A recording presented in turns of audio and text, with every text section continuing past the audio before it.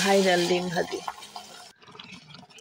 লাউ দিয়ে ডিম ভাজা করে রান্না করব আমি আর জান্নাতি বাসায়। পুরো ভিডিওটি দেখবেন, আশা করি ভালো লাগবে। আসসালামু আলাইকুম, আশা করি সবাই ভালো আছেন। কি সুন্দর পেঁপে গাছে এত সুন্দর পেঁপে ধরে আছে, এগুলো একদম অর্গানিক জিনিস। আর এই যে সামান্য একটু জমি থাকলেই কিন্তু অনেক কিছু, ইচ্ছা থাকলেই উপায় হয় আর কি, অনেক কিছু চাষ করা যায়। এইটুক জায়গার ভিতরে আমার চাচা শ্বশুর সম্ভবত এখানে রসুন লাগিয়েছে, পেঁয়াজ লাগিয়েছে, আলু লাগিয়েছে। এতটুক জায়গার মধ্যে দুইটা পেঁপে গাছও আছে, সুন্দর পেঁপে ধরে আছে। আর এই পাশে একটা লেবু গাছ আছে, এই গাছটাতে অনেক লেবু ধরে। এই মুহূর্তে লেবু নাই, তবে এত বড় গাছ, এই গাছে কিন্তু অনেক লেবু ধরে। কাপড় শুকাতে দিয়েছিলাম, বাড়ির ভিতরে রোদ নাই, সেই কাপড়গুলো আর থেকে তুলে নিয়ে গেলাম। আর এই তো বিকালের পরিবেশ দেখেন, গ্রামে কি সুন্দর, ঘরের ভিতরে সব বাচ্চারা কি সুন্দর খেলাধুলা করছে। এগুলো কিন্তু শহরে সম্ভব না, বাসা বাড়িতেও সম্ভব না। বাচ্চারা, আমরা বড়রা সবসময় কিন্তু ঘরবন্দি হয়ে থাকতে হয়। যতক্ষণ আমাদের মেয়েরা বা অন্যদের ছেলে মেয়েরা স্কুলে কোচিংয়ে থাকে, ততক্ষণই তারা বাইরে, সেখানেও কিন্তু চার দেয়ালের মধ্যে।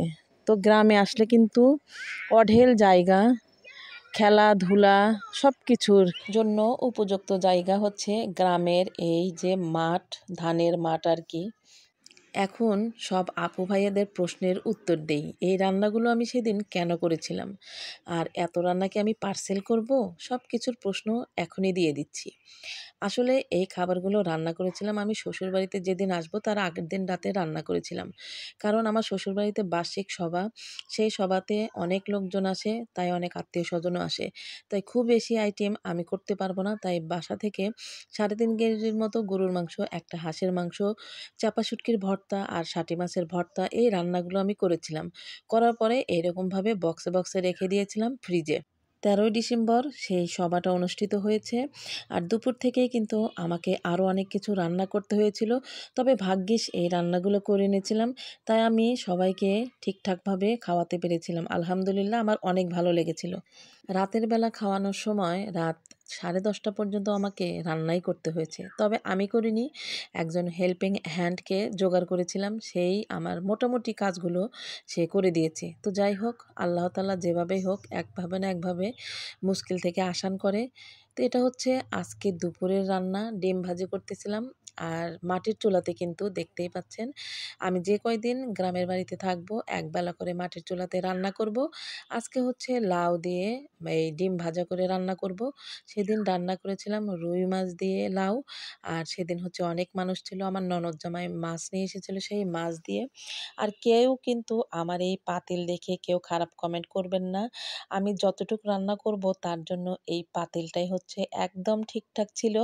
তাই অন্য কোনো পাতিল দিয়ে আমি কিন্তু তরকারি রান্না করতে পারি নাই। যেহেতু আমি বাড়িতে থাকি না, তাই আমার জিনিসগুলো ভালো থাকা সত্ত্বেও কেমন জানি হয়ে যায়, ময়লা ময়লা হয়ে যায়। ভালো করে পরিষ্কার করার পরেই কিন্তু এই লাউয়ের তরকারিটা আমি রান্না করছি। তো সবার কাছে কিন্তু এটাই অনুরোধ থাকলো, কেউ আমার এই কালো পাতিল দেখে প্লিজ কমেন্ট করবেন না খারাপ কিছু।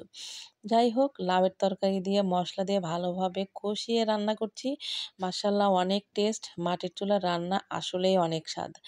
কার কার কাছে এরকম মাটির চুলায় রান্না ভালো লাগে দেখেন, সব কিছু ছড়িয়ে ছিটিয়ে আছে। আর এই তো ভাতটাও আমার হয়ে গেছে প্রায়। এখন একটু দমে রেখে দিলেই কিন্তু ভাতটা হয়ে যাবে। এটা হচ্ছে কাটারি ভোগ চালের ভাত। আসার পর থেকে আমি ভালো করে ভাতই খেতে পারছিলাম না। কারণ নতুন চালের ভাত আমি ভালো করে রান্নাই করতে পারছিলাম না। বাসায় আমি সবসময় রাইস কুকারে রান্না করি। আর এই তো কথা বলতে বলতে লাউয়ের তরকারিটার ভিতরে কিন্তু আমি ঝোল দিয়ে দিয়েছি। এখন ডিম ভাজাগুলো দিয়ে দেব।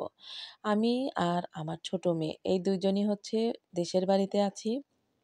আর আমার বড় মেয়ে আর আপনাদের ভাইয়া, ওরা চলে গেছে বগুড়াতে। তো আমার মোটামুটি উদ্দেশ্য থাকার হচ্ছে জান্নাতের জন্য। কারণ জান্নাতের জানুয়ারি মাসে স্কুল খুললে ওকে তো আর নিয়ে আসতে পারবো না।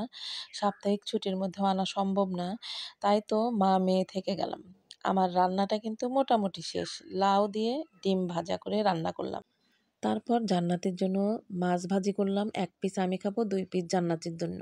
যাই হোক, ভিডিওটি আর বড় করতে চাই না। ভিডিওটি ভালো লাগলে অবশ্যই লাইক, কমেন্ট, শেয়ার করে পাশে থাকবেন। দেখা হবে নতুন কোনো ভিডিও বা ব্লগে।